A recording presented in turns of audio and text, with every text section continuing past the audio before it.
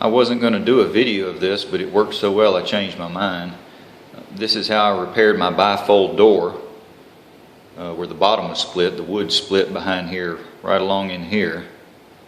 I don't have a whole lot of time to do this video, so it's going to be kind of quick and dirty, so please feel free to ask questions and make comments.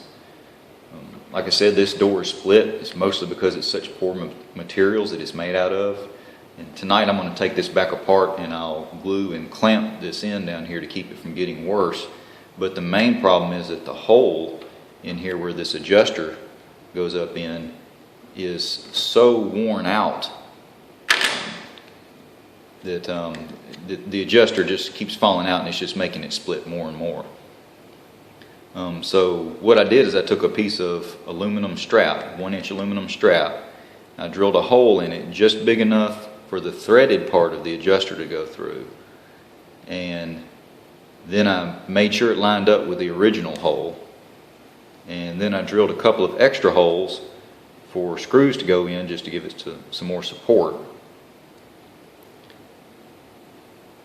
And also be sure to pre-drill these holes because this wood splits really easy. And then of course I screwed this piece of aluminum to the bottom of the door.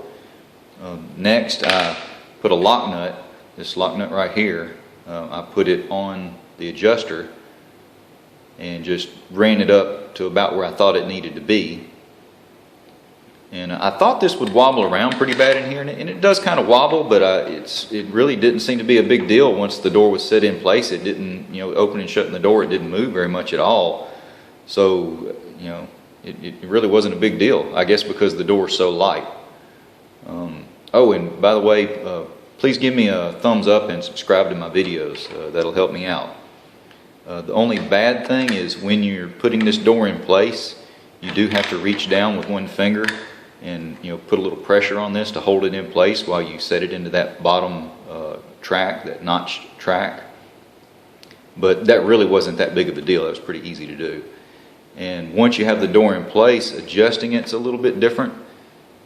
Instead of lifting the door and turning the pin like you normally would, you don't lift the door. You just reach under here with a pair of pliers or a wrench, and you just turn this lock nut, because the centerpiece will be held by the teeth in the bottom track. And it was really a lot easier to adjust than I thought it would be. And that's it. Thanks for watching.